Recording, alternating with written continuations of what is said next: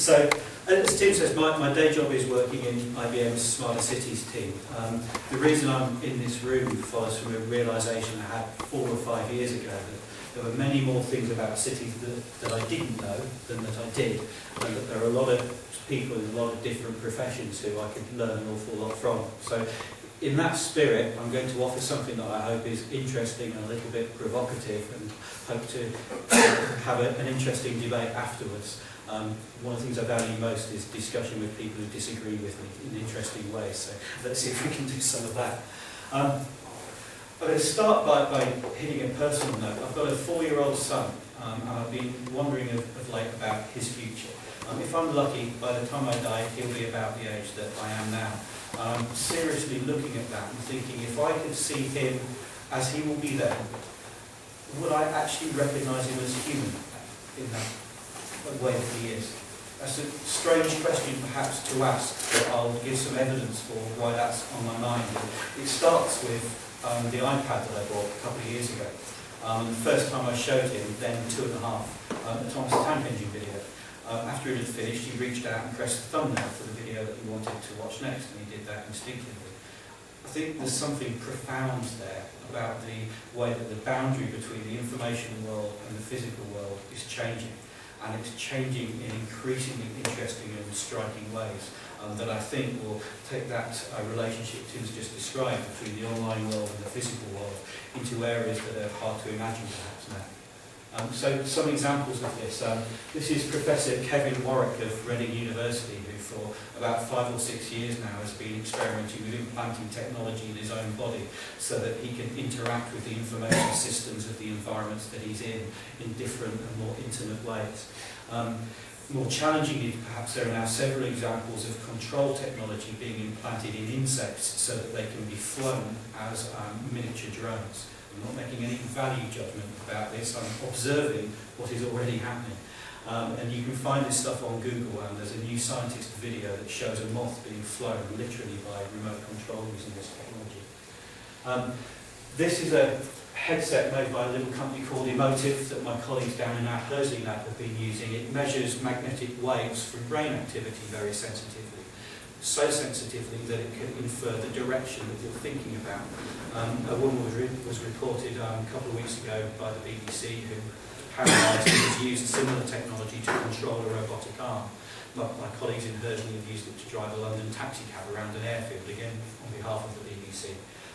It was an airfield because it still crashes a bit. It's not perfect technology, that's why we call the guys who do this emerging technologies. But it's an example of the sort of thing that's already possible, and that will become more interesting in future. This is a 3D printer. It's printing a little object. I think in this case it's just an object of art that's being designed. But 3D printers have printed increasingly interesting things. Shapeways are an example of a company that will take any digital design and print it for you. So one of the things that's been done with this is prosthetic limbs. Using this sort of technology, you can design a prosthetic limb that's 100% customised, not only to someone's physiology and to their physical need, but also to their taste of their preference of taste. They can have it customised to look exactly how they would like it to look. They can have whatever technology they like implanted in it. So right there you have an example of creative arts, digital technology, manufacturing technology and healthcare, all within the same domain. Again, perhaps more challengingly, it's also possible now to print living tissue from individual biological cells. Muscle fibre and skin are 2 examples of things that have already been printed in this way. One of the goals is to be able to print heart tissue from someone's own genetic material, so there's no chance of the replacement heart or replacement tissue for it being rejected. Another that's seriously being thought about is whether that's a way to create artificial meat. I don't know if any of you saw the Food and Drink programme on the BBC recently this week, talking about the drought in Asia and the US this year, concerns about availability of grain to feed animals for next year's food, and in the context of a rapidly growing urban population, there's some serious challenges to how we feed ourselves in future. And so several avenues of research for artificially producing food are being explored. So some really quite striking things taking place at the moment. The town planner, Christopher Alexander, said in a book I've read several times, Notes on the Synthesis of Form, that one of the roles of architects was in exploring new materials that have the potential to change the way that society interacts and uses urban environments. And I think what I've just described are some of the most striking new materials that we have available that have proven over the past 10 or 20 years, as we've all got broadband and smartphones, that they've already started to change society. And so I think there is an interesting field of endeavour for us collectively from our backgrounds to look at in terms of how these technologies relate to the ongoing development of cities. Yeah. And there's also, I think, inherent here, there's a choice that we're going to make, either consciously or by default, about the sort of society and the sort of lives we will lead as human beings in the future. Some of the technologies I've just described that collapse the boundary between the information world, the physical environment, physical objects, biology, and our own minds have the power to transform things in really quite striking ways that do get to the heart of what it means to be human, as well as to the heart of what it means to have a society. And I personally am of the mind that we should be going down this path with our eyes open and deciding consciously how we would like to use them. Irene Ng, who is a colleague of mine at the University of Warwick and a researcher into services science, will call some of these things I've just discussed capability-led forces for change, and then contrast those with needs-led forces for change. We're at a moment in time where those needs-led forces, I think, are again acute and urgent. And I think most concentrated in the explosion of the size of the world's middle class at the moment. So Edward Glaser in Triumph of the City remarked that we, in the Industrial Revolution, built cities upwards around the lifts powered by steam engines commercialised in Birmingham, which I'm proud to call home these days. Over the last century, we built them outwards into suburbs around car use, and the number of people around the world who can afford that lifestyle is exploding. Because at the current moment in time, the cost of that lifestyle doesn't include the social and environmental impacts. In the Siemens Crystal exhibition, they state that we're using the world's resources at about 1.5 times the sustainable rate. If the size of the world's middle class doubles or triples in coming decades, then we'll quickly run out of those resources in a way that could lead to all sorts of frightening consequences. So, challenge for us, and IBM CEO Ginny Rometty spoke when she took over the position from San Parmisano last year of IBM making itself an essential company for the world. I can't think of anything more essential than finding a way to take those capability-led changes and the needs-led changes and use them together to create a future that's sustainable and sympathetic to our needs as people and communities. When I try to conceptualise this and think about it, I'm coming across 3 common trends which seem to be applicable in technology, in architecture and town planning, although that's many of your domain more than it is mine, and areas such as resilience research. And the first of those is something that I think of as little things and big things working together. So back when I first met Tim in this room some time ago now, one of the things I don't think you recall we spoke about was blunt infrastructures. So this is Birmingham's old inner ring road and Masshouse Circus. In the post-war economy, everyone knew that we needed to get traffic around Birmingham city centre. But unfortunately, the road that was built to do that very effectively was very poor at allowing interactions to take place across it. It was knocked down about 10 years or so ago as part of the Bullring redevelopment, and the city centre is now able to expand outwards across this space. But I have to ask myself whether the new urban environment that's been created as a result of that really is doing a better job of supporting transactionality. By contrast, this is Exhibition Road, that I'm sure will be familiar to many of you, it's not too far away. I was physically struck the first time I walked in Exhibition Road at the way it knits the city together by creating this free-for-all of parking, walking, cycling, and sitting and driving in it. There's more striking things being experimented with. This pedestrian roundabout in China trying to protect the fluidity of walking and cycling from the road traffic that needs to use the same space. And the East Side City Park opened in Birmingham. And what all of these things are trying to do, to my mind, is enable the big infrastructures, in this case transport, to be sympathetic to the needs of little things, individual people, because it's the effect of many little things that sometimes is important. Kelvin Campbell, of course, with the urban operating system, the idea of massive small change, I think, is famous for exploring this thing. So the same thing applies to technology infrastructures.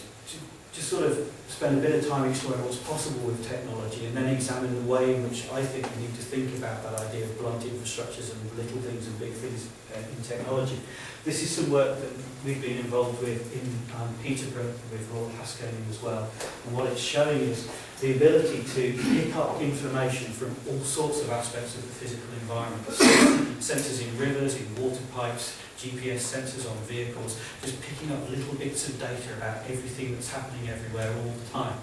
We can bring that information together and make sense of it. We can analyse it, we can compare things to each other. And of course, ultimately, the objective is to turn that into insight that's important to us. So up on this top level, we've got information about the carbon emissions of buildings and how that relates to the targets for their performance. Got indicators of the water quality along this river, of recycling rates for different types of materials. So you can take that information, the raw data from activity happening across the city, and turn it into insight about how the city is performing as a whole against some of the things that are important to it. So that's a great thing to be possible for us to try to achieve. And cities everywhere are now looking at the infrastructures to support this. In terms of helping them achieve sustainability goals, but also as a resource for the economy. Surely if all of this information is there, businesses can use it to do new things, and entrepreneurs can use it to create new business ideas. The challenge though is, it's obvious that for something like that to happen, you need broadband connectivity, 3G and 4G connectivity. But if you put broadband connectivity into an economically inactive area where no one can afford a subscription for it, or where the businesses don't have online business models or don't have the skills to use technology, then that infrastructure isn't going to be very useful. So we need to, in some way, think of it in the same way as physical infrastructure, where we have a technology infrastructure, how do we make it useful by all of the people and organisations within the city? So this is a challenge that Sunderland City Council gave us a few years ago when I first started working up there, and essentially they asked us, how do you make Hendon smart? This is Hendon. It's an area in the east end of Sunderland. As you can see, it's got its challenges. It's one of the least well-off areas, one of the areas with highest unemployment. But it's got some very interesting people in it. The top floor of this building housed at the time an organisation called Sunderland Home Care Associates, who are the city's biggest mutual. They employ about 500 people from the city's most challenged communities in a business providing home care services. And on the bottom floor were Sustainable Enterprise Strategies, a business incubation organisation who help people start businesses and cooperatives in these areas of Sunderland, and they're really, really good at doing it. And effectively the City Council is saying, these are the people who've proven they know how to create growth in Sunderland, go to figure out how to use technology to make them more effective about doing it and help them do that on a wider scale. So in Sunderland and in Dublin, we then followed a process that was informed by the work of the Knight Commission's report on the information needs of communities, which essentially said, don't take what you've got, take the data you've got and put it out there and expect people to find it useful. That would be a blunt infrastructure. Go and talk to people and find out what they're trying to do and learn from that how you can help them. So that's some of these conversations going on in the new headquarters of Sustainable Enterprise Strategies. They've got a rather nicer building now. And what we found there is lots and lots of individual entrepreneurs, businesses, social enterprises who've all got good, viable, sustainable ideas for how to create economic and social growth in Sunderland. And we found lots of ways that technology could help them. And most importantly, we found technologies such as virtual desktops and smart cards that could be used by not just one but several organisations, and so you can create a collective reason to invest in an idea, making some of these technology capabilities more accessible financially for some very small organisations who don't have a lot of resources. We're doing a similar thing in Dublin, perhaps on a larger scale at the moment, because we've got a research lab there, and one of the things that's coming out of this are all of these applications that use information about the city to create new services for a city, and they're not being created by us or by Dublin Council, they're being created by entrepreneurs, and some of them are now winning backing from venture capitalists because they're proving in Dublin an idea that's clearly got the potential to be a sustainable business that could be sold to cities internationally. And some of those capabilities that arise from city information then get very interesting in terms of how you could use them to provide more sustainable services for a city. So this is some work that's done in Singapore. This map here is showing a prediction of future traffic flows in the city. So one of the things that's common to the use of information in smarter cities is if you have a database of information about what's happened in the past, and you compare that to real-time information about what's happening now, and you do some clever modelling that lots of people at universities can figure out how to do, then you can make predictions about the future. So the red pieces here are showing predictions about where congestion will occur over the course of the next hour, and it's proven to be about 85% accurate. And in Singapore, that information was given to traffic planners and traffic managers who could do things like change the way that traffic lights are sequenced to try and stop the congestion occurring. In California, a similar thing was done, I think, in a much more interesting way. That information was given to individual commuters in advance of their usual journey time into the city. And so you're told accurately each day, before you plan to set off, today we're expecting congestion to occur here at this point, and it will affect your journey, which will be 15 minutes longer as a result. So you can choose to leave early or not to travel at all, to work from home, or any of those other things. So the information provides people with a better informed choice. And you can take that idea one step further as well. And this goes to something as simple and fundamental as Maslow's hierarchy of needs. After the physical safety and needs of us and our family are looked after, the thing that matters to us next is the relationship with people around us. So this project is a water metering project in Dubuque in Iowa. So Dubuque is a small city on the Mississippi, so they care about how water is used, it's important to their economy, and they've rolled out smart meters across homes and businesses in the city. And what they found is when you use these smart meters to tell people things about how efficiently their domestic appliances are being used, or whether you can detect a slow leak somewhere in the data, you give people that information, then they're to a certain degree likely to act on it. And Dubuque could be very clever about this. They've created a scheme where the cost of fixing leaks is shared between city authorities, service provider and individual homes. What was really interesting though was this little number up here, the green points. So this is a comparative measure of someone's water conservation performance compared to an aggregate of their near neighbours. So it's telling you whether you're a good neighbour or a bad neighbour. And people who are given that information are literally twice as likely to take action on things like leaks and change the way they work. And this is a phenomenon that's been reported in several places. Birmingham City University are exploring the same thing in smart energy metering, and there's an organisation called OPAL over in the States who've achieved something very, very similar. So lots of reports that if you design a system well to use this information, you can appeal to motivations that will enable people to change behaviour. It's then interesting to think what happens if you put that information into the hands of people.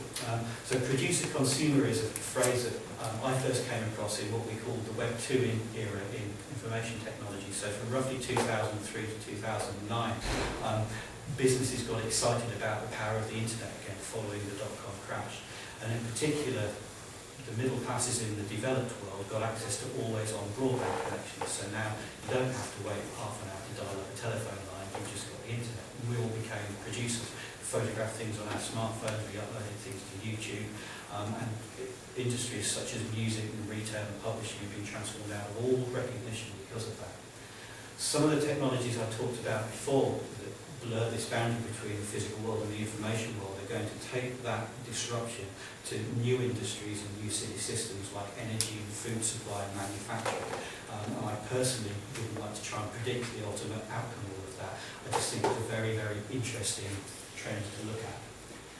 And in particular, something that complements that are the emergence of local currencies. So Bristol last year became the 5th town or city in the UK to launch its own currency. It's the Bristol pound up there. My boss who lives in Bristol photocopied it for me. This is the Brixton pound. It was launched a couple of years earlier. Over on the right, a droplet, a Birmingham entrepreneur who is setting up a mobile phone-based payment system. What all of them are doing is providing new ways to pay for things in local economies. So the obvious thing that we're trying to do is to encourage economic synergies, encourage local business and keep economic value within local systems. There's a very interesting precedent for this in the Swiss alternative currency, the VIR, that's been around for about 100 years or so. It was started by businesses after the Great Depression of the 1930s. When banks weren't lending to business, they decided, well, we'll lend to each other. And if one of us goes bust and can't repay, then we'll have a discussion about how we can repay the debt in kind. So some form of local bartering comes into it. That for me is a fascinating idea. If you can combine local currencies, which are using interesting technology to negotiate and barter, exchange in ways that are very sensitive to local relationship and local context, then couldn't we build very interesting new marketplaces using some of those information possibilities from the previous examples? So it's very, very early days in this trend yet, but one of the things that seems to be common to this producer consumer idea is the emergence of new markets where we trade resources in different ways. And perhaps a good example of this is Zopa, the online peer-to-peer lending site that uses social media to connect people who have money to invest with people who need to borrow money on a one-to-one individual basis. There's lots of good banking practice actually around it that makes that a trusted environment. But a couple of years ago they mediated loans of about £130 million in the UK. So they're not going to put Barclays out of business, but for sure Barclays are aware of them and watching what's happening. So these are some of the markets in which we can already see this happening. So local food is a very interesting one to observe. This is the Hell's Kitchen urban farming project in New York. There's lots of local food growing initiatives, but what's perhaps more interesting, because we'll never feed cities by growing food in the city, we couldn't ever create enough protein that way. But what we might be able to do is connect small-scale food processing more significantly into a city supply chain. London's employment levels are back up to the levels that they were at before the 2008 crash, but they're different jobs. There's lots less people employed in professions or financial services, lots more in cottage industries and artisan industries such as food processing. Perhaps you could use some of the social media technologies that make things like Zopa possible to connect food producers and food consumers. There's also very interesting marketplaces in transportation and distribution. Shuttle here in London operate a marketplace for home delivery of online shopping. Effectively, it's an information marketplace that matches consumer need to a network of independent couriers. Combine that with local food processing and you're starting to get something quite interesting. Again, in the travel, seeing car clubs and car sharing take off. This smartphone shot up here is a smart parking scheme where in Birmingham's jewellery quarter you can go and locate individual parking spaces, you can book one with a flag pops up and the meter tells no one else to park there, you get navigated to it so you don't waste your time and cause congestion and pollution by driving around looking for a parking space, etc. And then this is from Shapeways, the 3D printing guys, just showing some of the things that people have 3D printed from designs that can be shared on the internet, then printed out, manufactured and delivered to you. One of the things that struck me recently is this is a model railway carriage. Railway modelling is at the forefront of adoption of 3D printing. It might seem an unlikely combination, but railway modellers have always spent money on tools to create custom models, and 3D printing to them is just a very exciting new tool. So those are some of the possibilities for perhaps new marketplaces and different types of systems that could help us to create a more sustainable city of the future. Another very interesting one is energy production, by the way, things like solar panels and recovery of energy from biological material. All of those technologies are getting smaller and smaller. So you're seeing initiatives like Eco Island on the Isle of Light building regional energy services companies to share power consumption and generation information for the benefit of the local community. And to me, one of the things this means is that the industries that we're familiar with are going to change. There's convergence going on between all of these industries in just the same way we're getting communications through the Web 2 revolution.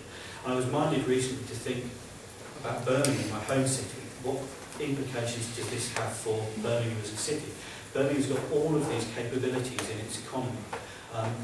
Are we in a position as a city to exploit them together? So this is Birmingham, this is the city centre, and there's a very interesting set of things around the city centre in terms of the capabilities there. We've got medical technology, creative media, digital technology, all of these things, and some incubation capabilities for them. But Tim kindly provided me with some interesting analysis of this structure. So this is the accessibility of Birmingham Centre to road traffic. Looks pretty good for cars and buses. You can get in along radials, you can drive around pretty well around the centre. But if you look at walkability and cyclability, everything gets much, much worse. And in particular, you might be able to walk around this bit of the city centre okay, but the interesting capabilities around here, it's really not very accessible on that level. And this is why, and these pictures are placed at roughly the locations that are indicated on the map. Top right is Birmingham Science Park Aston, that's where all the technology entrepreneurs are, that's where Droplet are located. Where lots of them would like to go out in the evening is the jewellery quarter over here. And that's where they'd like to buy studio flats and all of these sorts of things. In between is the 4-lane nightmare of the ring road in Great Charles Street in Queensway, which is really clearly not very easy to walk across. We've also got Millennium Point, where Birmingham City University have created, that produces a lot of graduates that could go into employment at those entrepreneurial companies. But to get between the two, you need to cross another dual carriageway, General's Road. The Custard Factory down the bottom right is where the creative arts, digital media are. Maverick Television, who make embarrassing bodies, and some of Gokwan's shows in his previous career are based there in one of the big centres of that capability in the economy. But to get between Millennium Point and Digbeth, you need to walk through some of those most unappealing urban environments with the post-manufacturing era. Where all of those people could come together is the city centre, which is subject to the very successful retail rejuvenation through the Bullring Shopping Centre. But there are almost no independent cafes or restaurants in Birmingham as a result of such a major programme of redevelopment. So there's nowhere that these people will actually congregate in the city centre. And then if you want to get to the medical technology and healthcare, you have to get on a bus for 3 miles out to the University of Birmingham and Celio. And so the upshot of all of this is Birmingham's physical space perhaps doesn't support the interactivity between those really interesting elements of its economic capability that will put it in a place to really make a success of some of these changes for the future. So that's hopefully something that we're working on in Birmingham. But it's not unusual in my experience of looking at the changing economy we might have in the future and how cities support it. So how can we address this? And I'm getting towards the end now and hoping to be keeping well on time. I mentioned before sustainable enterprise strategies and new container city facility. This is the opening, the launch meeting of it, so the opening party. You've got all sorts of interesting people in this room. The director of enterprise of SES. You've got the ex-MD of Vaux Breweries, at one point one of Sunderland's largest employers, and I'm pretty sure it was his Porsche 911 that was parked in the car park. You've got the mayor and the elected leader of the council, but you've also got some of the people who own or work for some of the social enterprises in Hendon. So there's some very normal people from a very normal area of the city. And what was really striking to note at this meeting was everybody knew each other, and everyone was talking comfortably to each other. And one of the reasons I think Sunderland's such an interesting place is that they have these conversations across communities, across institutions, that are very co-creative and productive.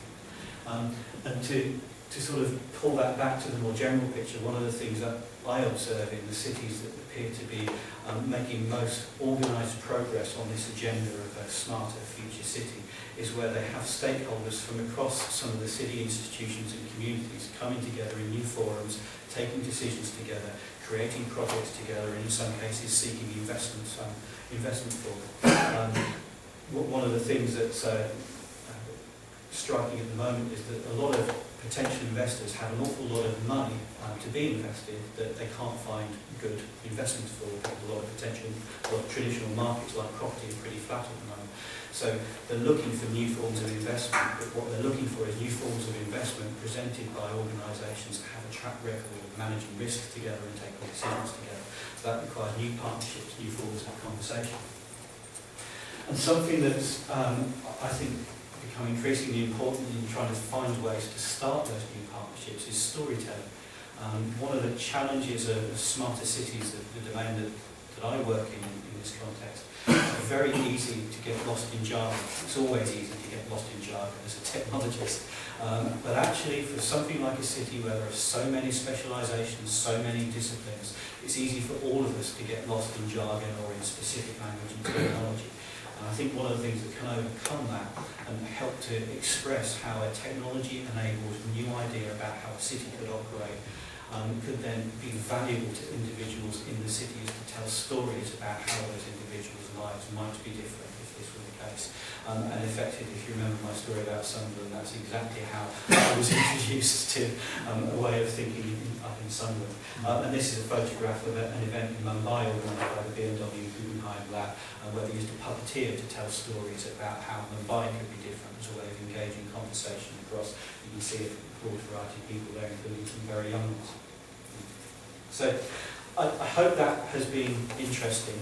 I personally am passionate about this. I think this is a real challenge of our times for all of the reasons that I talked about before, and a huge opportunity for us if we can find ways to enable cities to use these ideas, these capabilities to find a way towards a more sustainable future that, as I said before, is sympathetic to humans and communities.